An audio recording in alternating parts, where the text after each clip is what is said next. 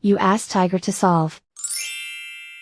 This deals with linear equations with one unknown.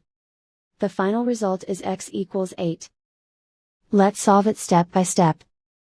Simplify the expression. Group like terms. Group the coefficients. Convert the integer into a fraction. Combine the fractions. Combine the numerators.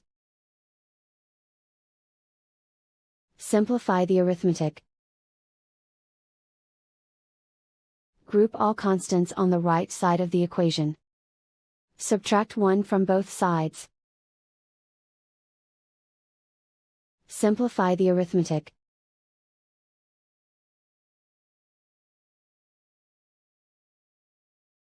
Isolate the x.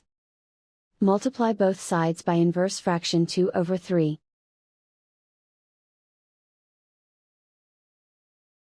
Group like terms.